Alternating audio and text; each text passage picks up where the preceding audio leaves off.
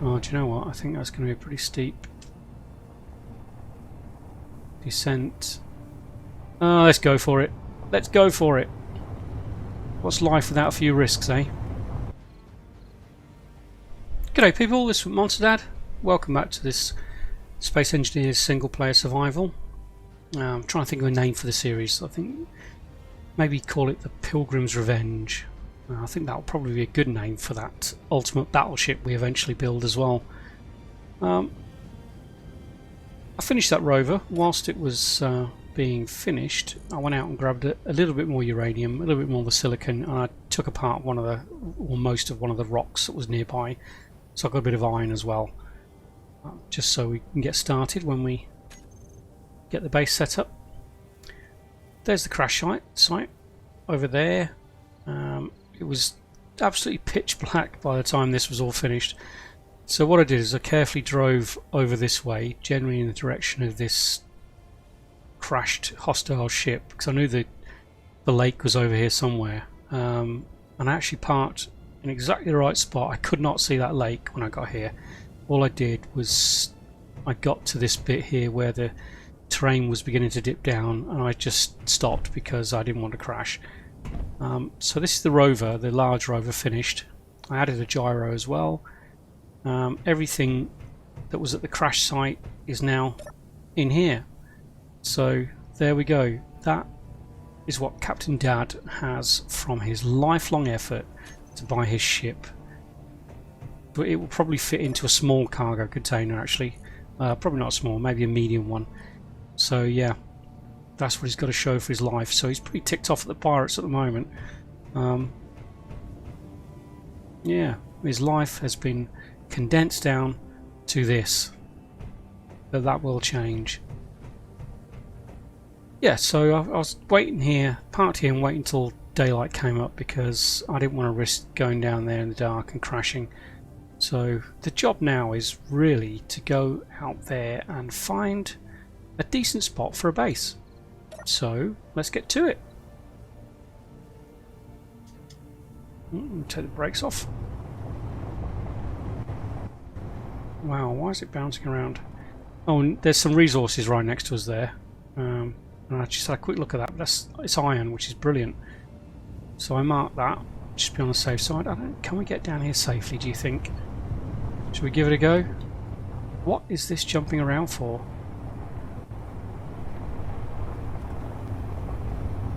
Oh, do you know what? I think that's going to be a pretty steep descent. Oh, let's go for it. Let's go for it.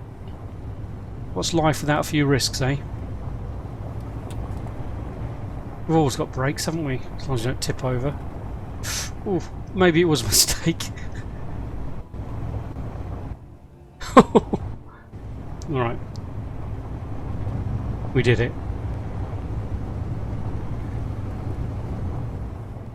Luckily for us, that crashed hostile vessel, and I know for a fact that one is full of weapons, is way beyond the other side of that mountain, so we're good and safe from that. So yeah, it's just a case now of finding a good spot for a base. Now, I do want to put it against the lake, and I'll explain the reason for that in a moment, but what I do want is a decent access point on and off of the lake. That could be a good spot just there. That looks like it's not as steep as the others. Yeah, that one there looks a bit steep. Let's have a close look at this one over here. I think that gyro is too powerful. Let me turn it down. Let's turn it down to 50%. Feels better. Oh, he says.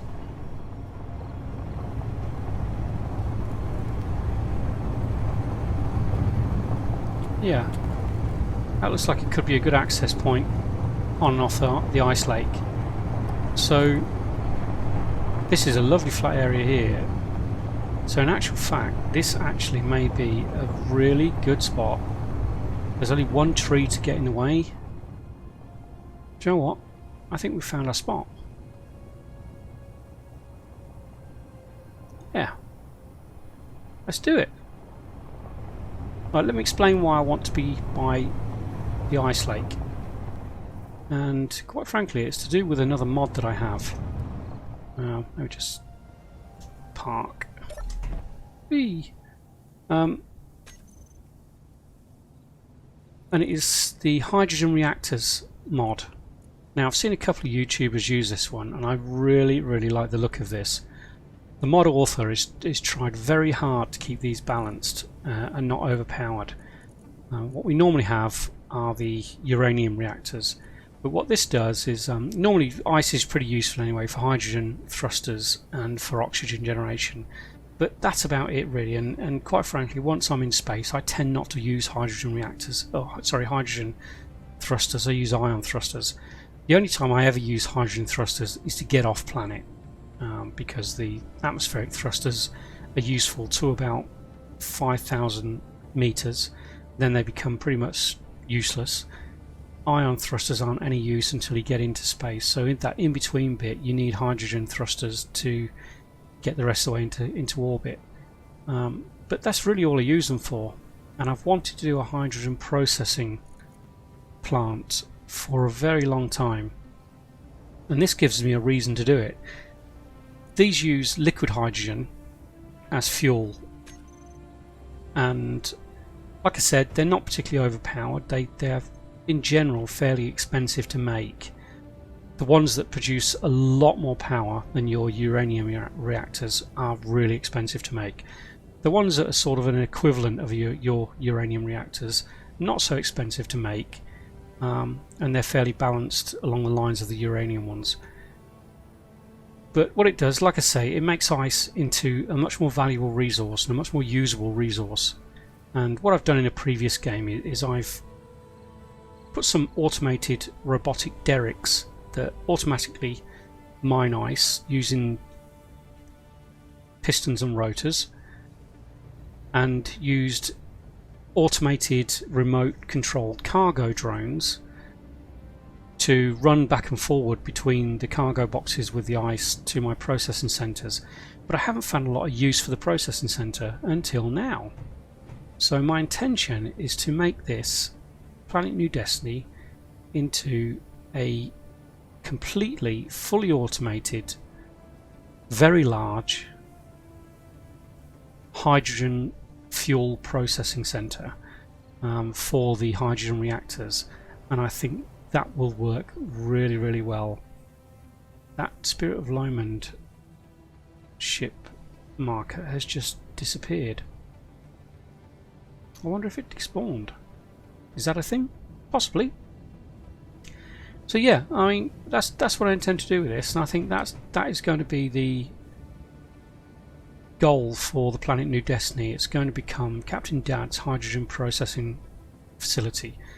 And the way I do that, like I said, is create a derrick that's fully automated using a rotor, so it slowly spins the cargo container around on its axis. There's an arm that comes out from it. Attached to that will be a piston, and attached to the piston are a number of drills, and set up with timers run by a battery and a solar panel. It can be set to slowly spin around, mine the ice, lower itself deeper, mine a deeper trench of ice, and so on and so on, and it literally mines millions of kilograms of ice in one small area. I mean, it's really effective. And the automated cargo drones, once you know how to do them, they're fairly easy to set up. It does take a little bit of fiddling around with initially to get the pathing right and the speed right so they don't crash. But what that would do is basically run from the processing center to a connector on the derrick, fill itself with the ice, fly back to the processor center, connect to a connector there, empty its ice, and then just do a continual loop between the two. And I've had this working, and it's fairly straightforward to set up. What my plan is to have maybe a dozen or so of these ice gathering derricks spread out around the ice field, and the cargo drones will run to and from the derricks ferrying the ice back to the processing centre. The processing centre will then process the ice into liquid fuel, hydrogen gas, oxygen, liquid hydrogen, I say not liquid fuel. Well, I guess it is liquid fuel because it will be fuel for the reactors. And then my ultimate goal, and I'm not sure how this one will work, will be an automated cargo ferry, which will be powered by hydrogen thrusters and atmospheric thrusters that will run between the hydrogen processing plant to orbit to an orbital base where it will unload all the liquid hydrogen and hydrogen gas, come back down and continually ferry the processed goods to and from the planet and orbit. So that's how I see this actually working eventually. Now, yeah, it's going to need a bit of work and a bit of planning and a bit of technical know-how, but I think the finished result, if it works completely, will be pretty amazing actually. But in the meantime, what we need to do is get our basic processing up and running. So I'm going to make sure Bob's off at the moment. Let's grab some essentials. I'm really low on interior plate, which is a big problem. I'm just wondering whether I can fit all of this. What is it? 128,000 litres. And what's the volume of this? 156. Do you know what I'm going to do? I'm going to empty the cargo container into Bob and then take the cargo container apart because it's got several hundred units of interior plate on that cargo container. Brilliant. Okay, so what I'll do is just change the colour of that, otherwise Bob will take it apart. Put a block there so Bob doesn't fall off when I take this cargo container apart. Perfect. Right.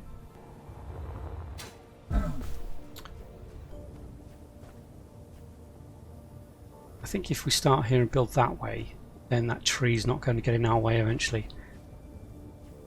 I'm going to start with the basics initially because I need that refinery up and running, because I need to make more interior plate. So to work it this way, yeah, I think that will be good. Right, when I set up factory processing areas, I like to use sorters for a lot of the work.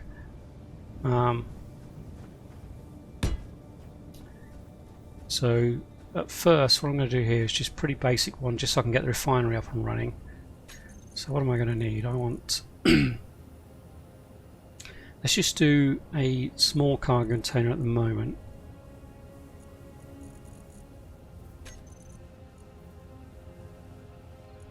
Going to need conveyors. Won't bother with the connector at the moment. Sorter. It's good with that. We are going to need a reactor, which I can just plonk anywhere at the moment. Refinery. Let's get my drill out my hand at the moment, and an assembler. That should be the essential stuff at the moment. Let's start off with, first of all, giving myself somewhere to stand. Okay, cool. Right. Small container.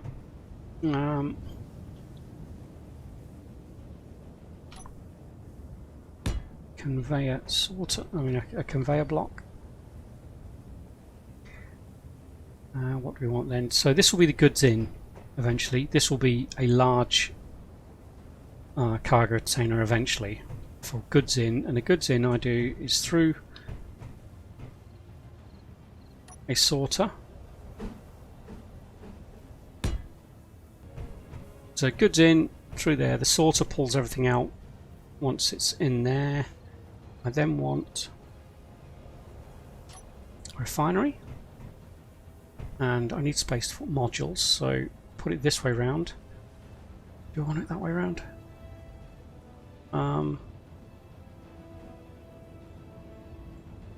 No, I don't, because I want to be able to expand.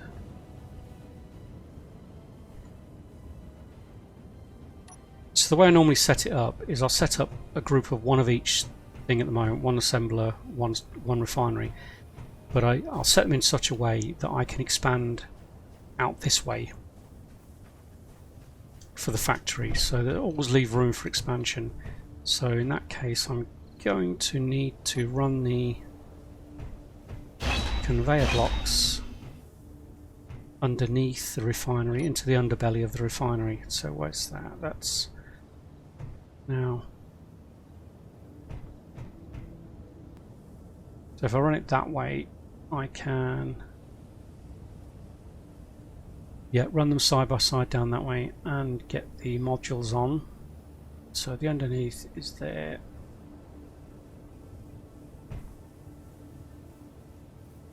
Yeah. Okay, yeah, good. So that's the conveyor sorter. So we want to run that down that way.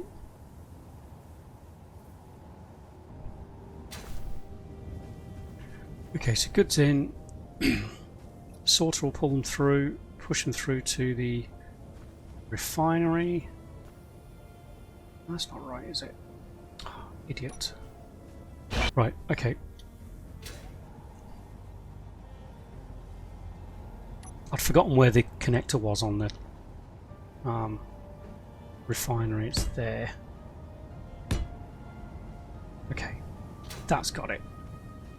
Now the refinery modules will sit along here, and I can carry on expanding refineries out this way as and when I need to.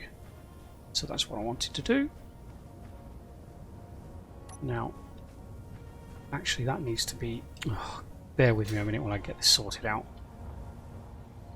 Bonk. That needs to be a conveyor block. Boom. Because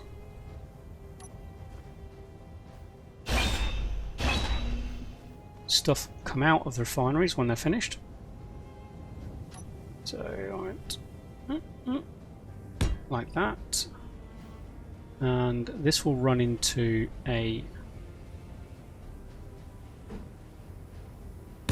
another cargo container. This will all make sense when it's finished, and it's been put together by Bob. So goods in, through a sorter, conveyed to the refineries, through the refinery to a cargo box, from the cargo box to the assembler, and I need space to put the modules on the assemblers. So do I want to stand them up so I can expand them? No, I won't have room for the modules then. Modules will have to go on top, and I could also take these two blocks away and put modules underneath as well if I needed to. So I normally the modules I normally put onto these, a couple of yield modules and a couple of speed modules on the refinery, and a speed module and possibly a power module onto the assembler. Oh, and I'll just stick with one assembler at the moment, so I need just to get the basics done at the moment. That needs to be a sorter. Make sure it's going the right way. Yep. Okay. So basically the main cargo in, I'll chuck all resources, ores, components I've salvaged, whatever, into this one. The sorter will pull everything out of there. Now this sorter will prevent any ores coming past here, so the ores will stop in the refinery. Now if I come in with too many ores, do you know what, I'm going to need a cargo box here, aren't I?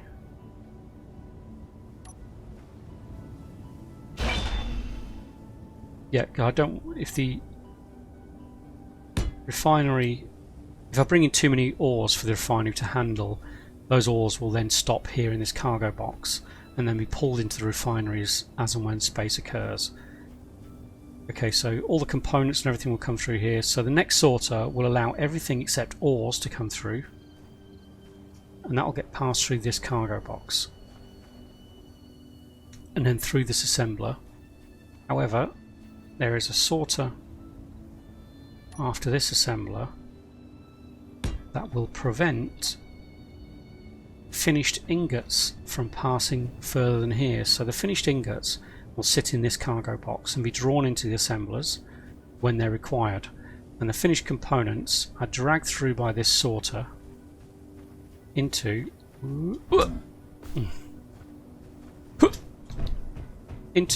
a final cargo box. Now that's a simplified version. Also around this chain you need to think about ice processing as well, and that I usually add that on at the end. Then eventually it'll run all the way back around here to another cargo box which will sit to the other side of this one, which will be a goods out box. Then all of the components that have been processed will end up in this final cargo box, where I can just access them as and when I need it. Bobs will be attached to this cargo box also, so they'll be able to draw on all these components to build things as well. So that is pretty much the basic setup of that, and I can set off Bob on his merry way.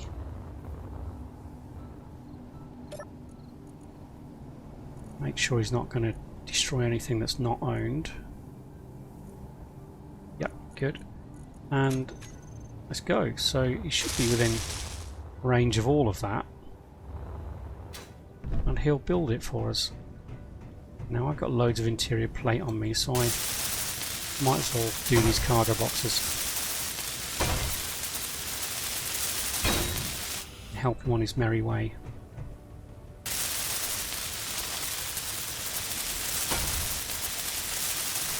It'll make sense when it's completed, I promise. Now the final thing I need to put on here is some power, so I'm going to pop the reactor down. Just get my tool back on. Doesn't matter where I put the reactor at the moment, just needs to power it.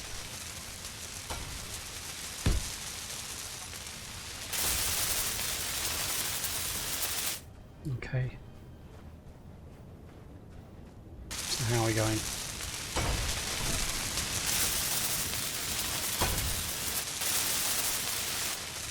And I've done all I can do.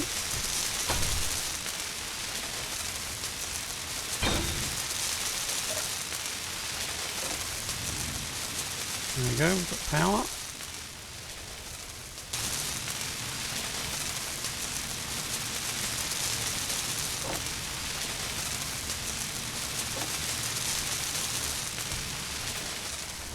Take some of this stuff over while I'm waiting.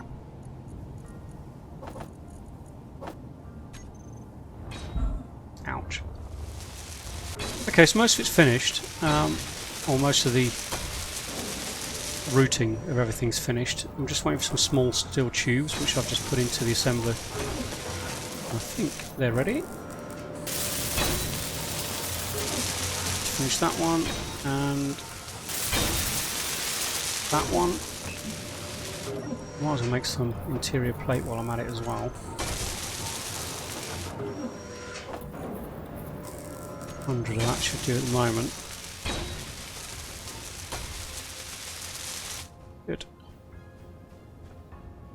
So what I'm going to do now is set up the sorters, and I'll show you how it works. So I guess we need to find out which sorter's which. Let's do it from here. So this sorter will drag. There'll be nothing blacklisted on this. So the way the sorters work is you can blacklist or whitelist things to tell it to pull things through. So I'm not going to blacklist or whitelist anything. it's just going to pull absolutely everything through. So we'll just put it on drain all, and that's all we need to do with that one. So everything that goes into this cargo container will be drained by this sorter through this system. So what we need to do now is get down to this one.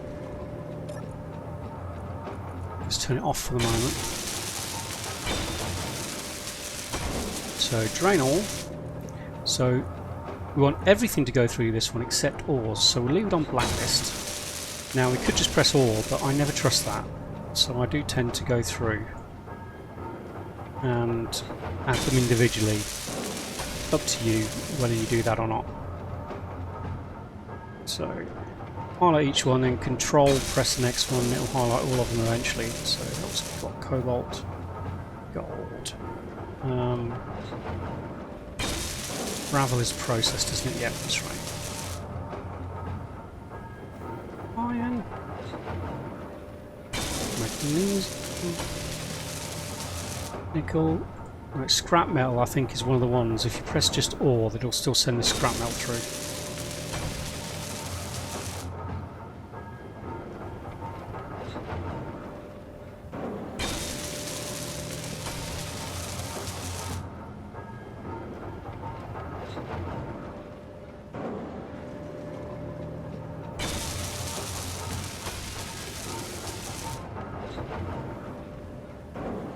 You don't want stone going through it either. So there. So we've added all of that.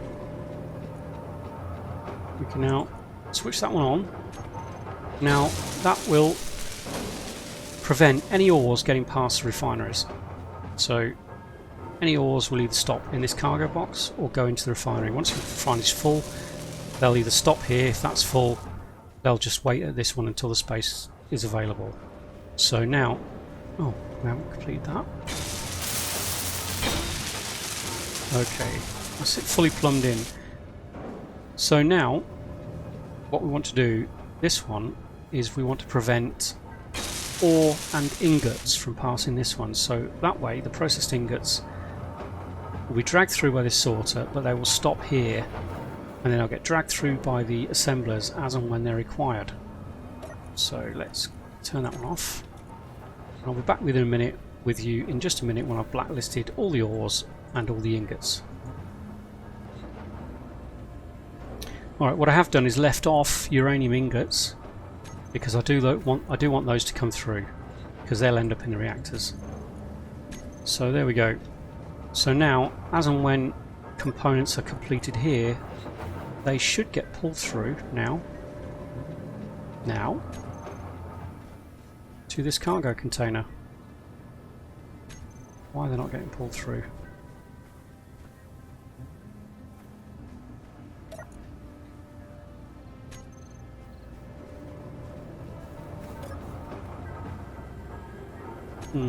We'll see that in a moment. I may have done something wrong somewhere, but I'm sure I haven't. Right, what I'm going to do now is pop, because I don't want to carry all that stuff from the other bob that's left to this one. What I'm going to do, what do I need? Steel plate. I'm going to set up a bob on this one to take apart this bob.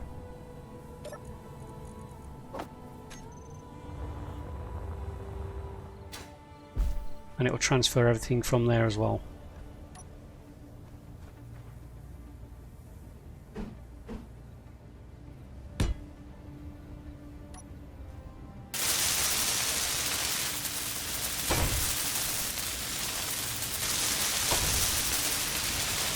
Because I'm lazy like that.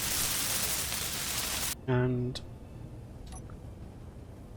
let's just colour this bob over here. And that'll get taken apart and all the stuff shifted.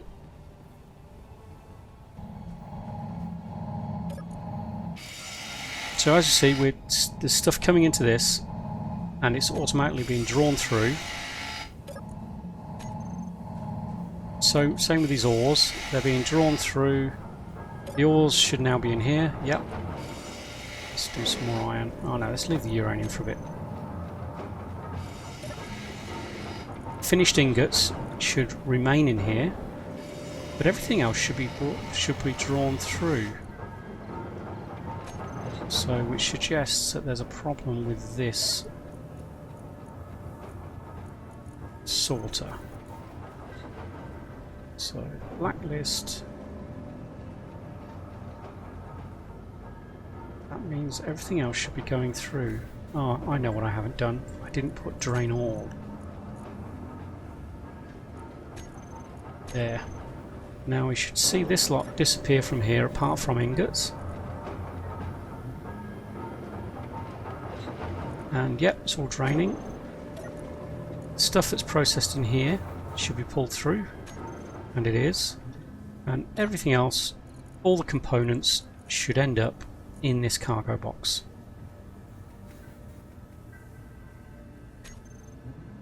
So now what we need to do is move the bob down to the other end, because that's where all the components are. It's empty.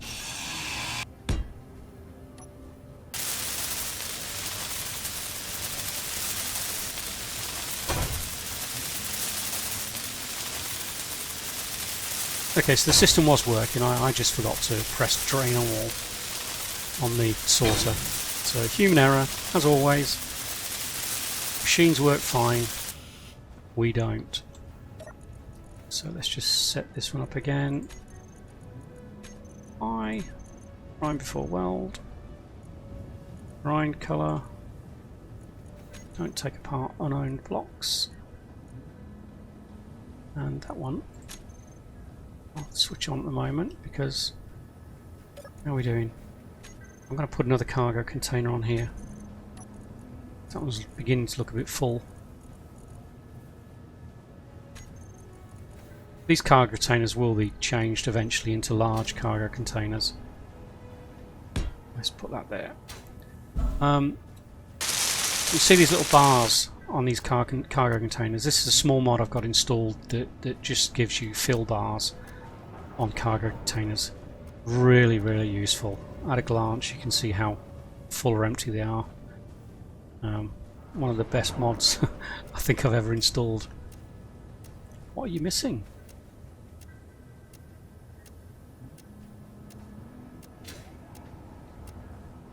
Everything? Why aren't you working?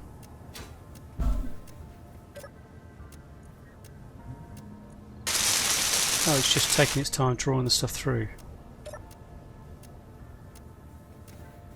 There's no interior plate. Really? Again? It's because I've got it all in my inventory. There we go. Let's empty my inventory. Right, so there you go. That's my basic factory setup. Goods in, drawn through, ores stop there, ingots stop there. That draws all the rest of the stuff through to the final cargo containers, and all the components are in one place. Like I said earlier, this is a very basic setup, this one. What I tend to do is elongate this slightly and wrap it round so that my goods in cargo container, which is usually a large cargo container, is here, and my goods out, which is all the finished components, is just here as well. So it wraps around, and it also includes all the oxygen, hydrogen, and in this case the liquid hydrogen generation as well. And then because we've positioned them like this, refineries can be expanded out that way, assemblers can be expanded upwards and outwards, usually outwards because I like to put the modules on there so everything gets expanded out that way. And if you need more space on cargo containers, if you get tons of ingots, you can just expand those upwards. This one won't be there, it will be a large cargo container right around the other side there. Same with the ores, you can always expand those cargo containers one way or another, probably along the floor here, because otherwise they'll interfere with the modules that will be on there. So yeah, I hope that all made sense the way that was built. It was a bit haphazard, but we got there. So now that I have that and we have some ores processing, I think the next task in the next episode will be to actually start establishing a base. I definitely need to build a mining vessel, and I tend to build a vertical miner rather than horizontal miners. I find them much easier to use. Both have their pros and cons, but I just prefer the vertical miner. And we'll probably go out and get some more ores. If we've got time, build that remote recon drone and send that up and have a little scan around the place. Yeah, so we're getting there. We're getting somewhere fairly fast, which is great. We're getting finished components, products, refined ores, plenty of power at the moment. Yeah, perfect. So, thank you very much for watching. Please press that thumbs up button, much appreciated. If you enjoyed the episode, please subscribe if you haven't already. I appreciate every subscription, every comment, every thumbs up, and all the support that you give me in a fairly fledgling channel. And I will see you all in the next episode. Later!